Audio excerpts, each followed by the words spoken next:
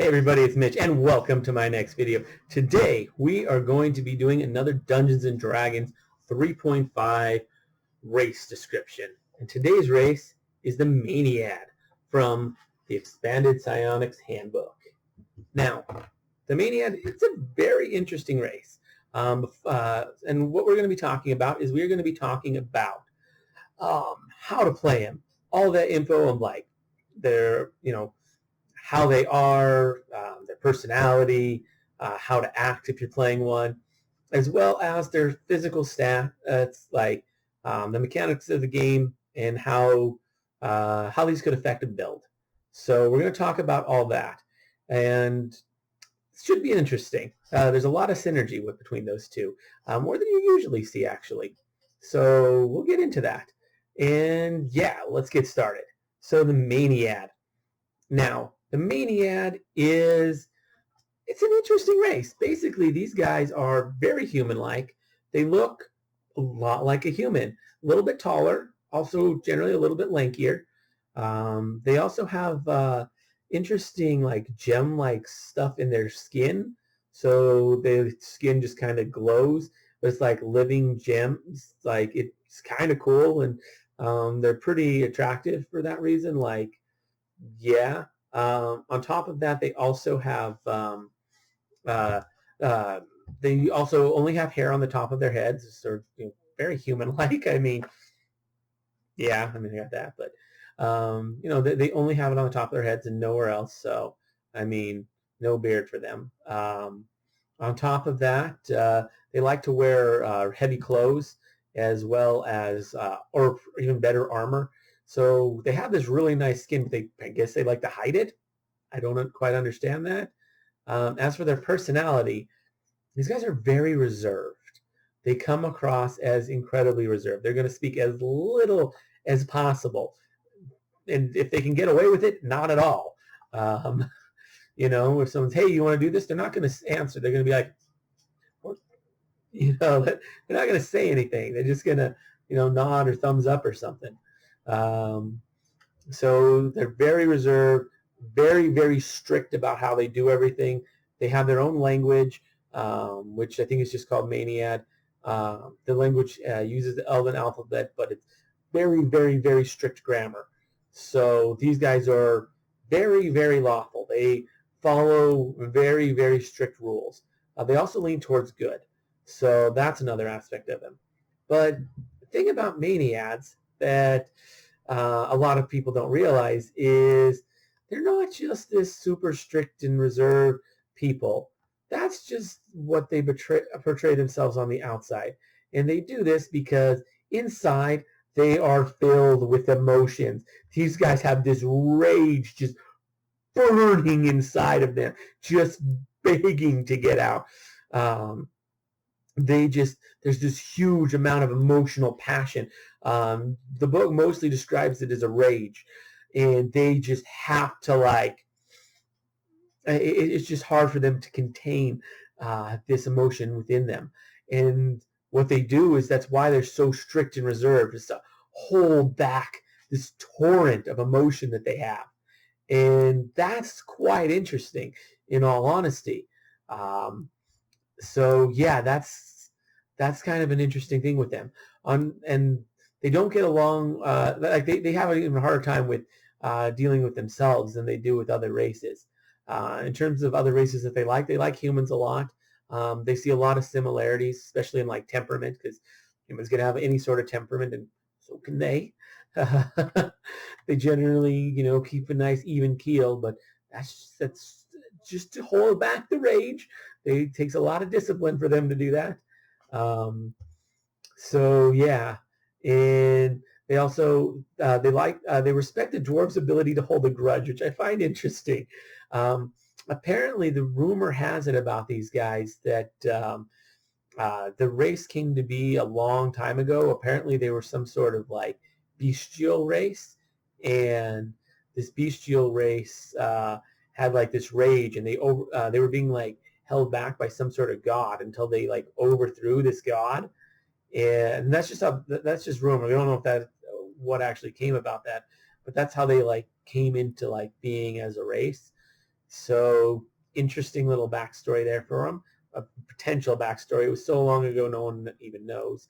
Um, on top of that, so that's sort of an interesting thing. So they respect the dwarves' ability to hold a grudge because they're like, I know how it is, man. I get it.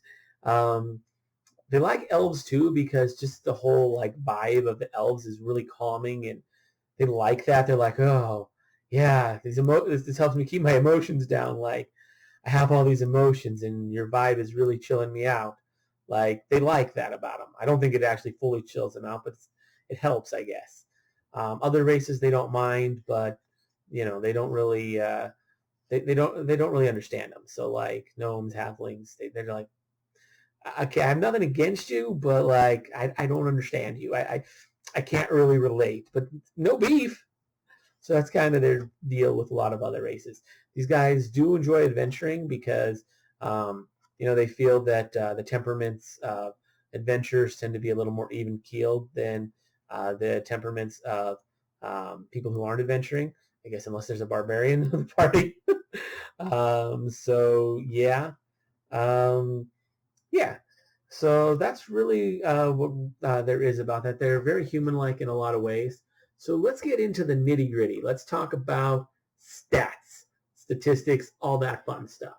So, medium, standard, base land speed, 30 feet. They're naturally psionic, so they gain 2 power points. Nice. Can be useful for getting into feats and whatnot.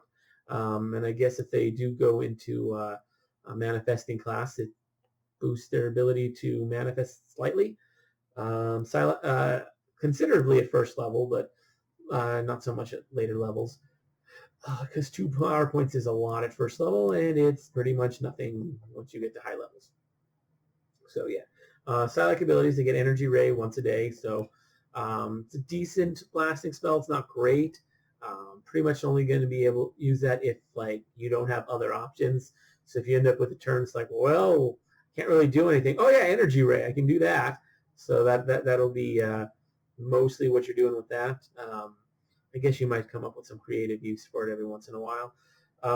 So this one's interesting. They get Outburst. So once a day they can do an outburst. So they can let that rage that they have built up inside, and they can just let loose. And for 4 rounds, they can gain a +2 to strength in exchange for a -2 to intelligence and wisdom. So kind of nice. They get, a little bit extra strength for any melee casting that they do. So not bad. Automatic language is common and Maenad.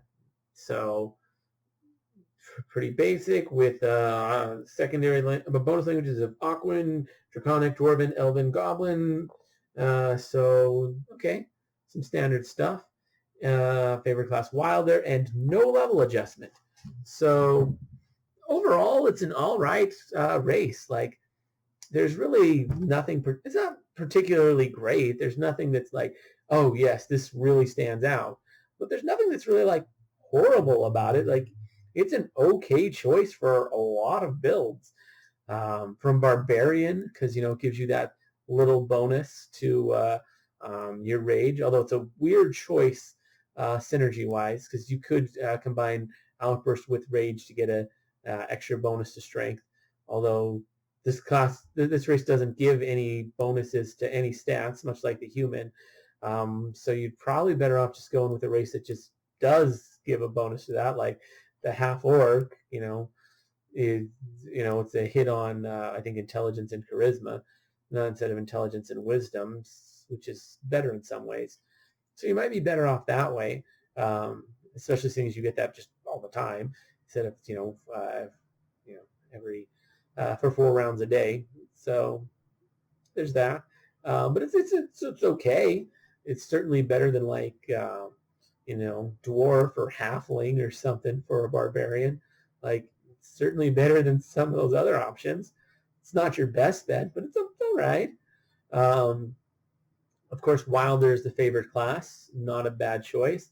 Charisma based, which charisma, isn't one of the stats that takes a hit with the outburst.